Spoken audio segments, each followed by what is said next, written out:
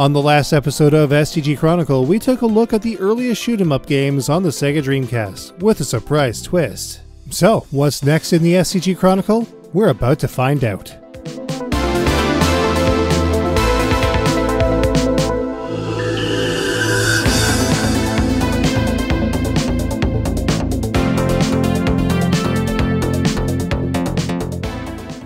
Welcome to STG Chronicle, the Shmups of Sega Dreamcast. Our last episode of STG Chronicle was really well received. We hope to keep that up this time around too. Now it's time to take a look at the rest of the 128-bit Dawn and a little bit more. Gunbird 2 has seen release on a number of different platforms, but the Dreamcast version is probably the best one to date. It was developed by Psikyo and published by Capcom on the 9th of March 2000. With North American and European releases on the 17th of November 2000 and the 2nd of February 2001 respectively. The Japanese cover to Gunbird 2 is perhaps the best one, featuring a high-quality marker-shaded piece that depicts the main cast of the game blasting over an old-styled town. The Gunbird 2 logo is offset to the bottom corner of the cover, giving the art a front and center focus. The manual rear features art of Marion and various bits of information regarding Capcom and how to contact them. Another ad for the Capcom Friendly Club is also found here, which was still looking for members at the time. On to the Obi now. Gunbird 2's is mostly standard, with a bit more information at the bottom than usual. Capcom's Morrigan can be found here, with a blurb enticing players to get the game with this exclusive character. The rear information is of course as you would expect. Gunbird 2 does not support VGA. Gunbird 2 is also one of those more uncommon titles that has internal imagery to its case through a transparent spindle panel. This time though, everything is actually in English. Even the spine panels on both sides have additional information on them. Once again, reminding players that Morrigan is indeed here too. The rear cover has all kinds of information about the game, and a couple of story blurbs as well. Morrigan is featured heavily in the art presented here as well as in some of the screenshots used to depict the in-game action. Once again, the same information on the rear panel of the Obi is present here as well. Gunbird 2's disc is white with pink stenciling and bare silver accents in the Dreamcast and GD-ROM logos as well as the disc information. Like the rear interior panel, it also features English text. It's no surprise that the Japanese manual for Gunbird 2 is, once again, full color with great design, layout, and art throughout its pages. It offers insight into each character's background, their shots, and special abilities, as well as the game's story, features, and operations.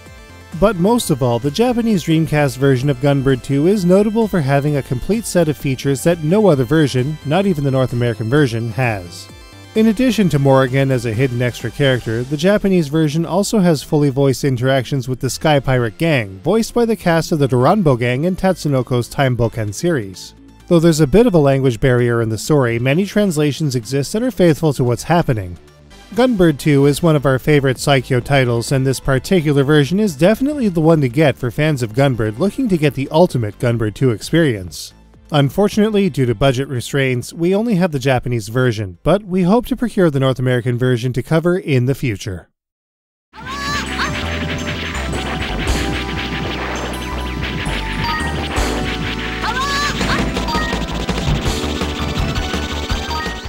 We took a look at the Nintendo Switch version of Gunbird 2 in episode 215 of Bullet Heaven, and we really enjoyed it. It has perhaps the finest culmination of hallmark Psikyo elements to it, including a tiered special attack, close-range powerful melee techniques, and lavish bomber attacks that really liven up the screen. Most importantly though, Gunbird 2 is actually a very fair game with regards to its difficulty, though it will definitely dish out a hefty challenge on normal and above. Despite the HD output though, the Switch version does not quite stack up with the Japanese Dreamcast version, given its extra hidden character in the form of Capcom's Morrigan and the additional story voiceovers that were absent from all other versions. For more on what makes Gunbird 2 great though, make sure to check out episode 215 of Bullet Heaven.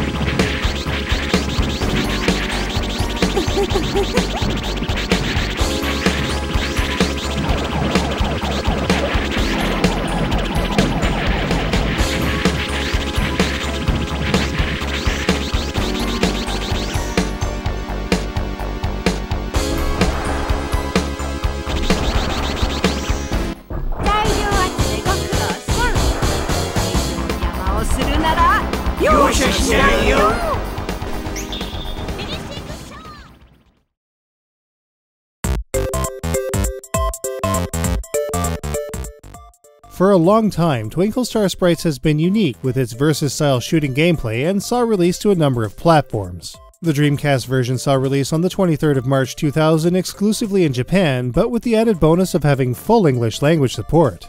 The Dreamcast version of Twinkle Star Sprites featured brand new art on its cover that made it distinctly different at a glance from every other version of the game. It's bright and cheerful at a glance, which works well for its theme.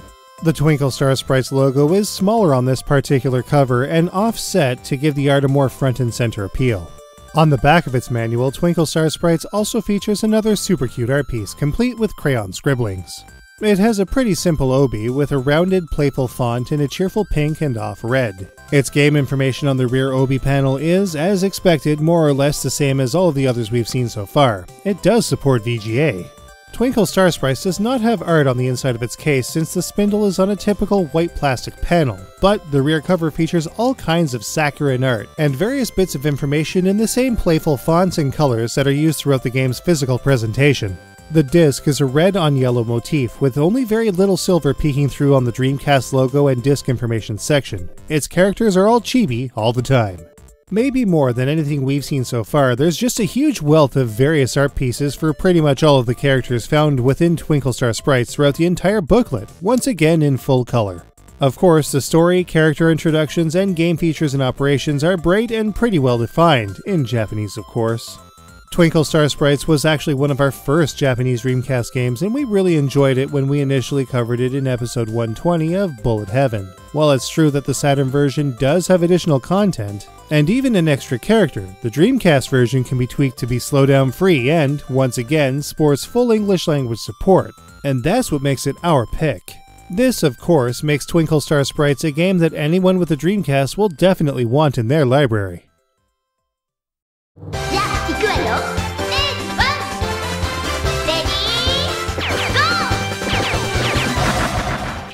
Twinkle Star Sprites not only looks like a puzzle game like Puyo Puyo, but it also plays a little like one too. This double tate setup was unique for quite a while until others like Rival Megagun appeared on the scene. The finer details have already been covered in episode 120 of Bullet Heaven.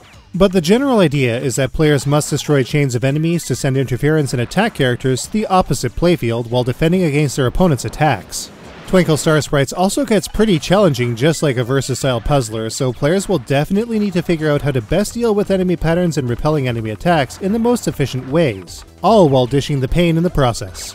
With a decent story mode campaign, a robust versus mode, and all kinds of characters to choose from, Twinkle Star Sprites has a fantastic staying power and can be played practically forever with live opponents. Its full English language support once again is a fantastic bonus.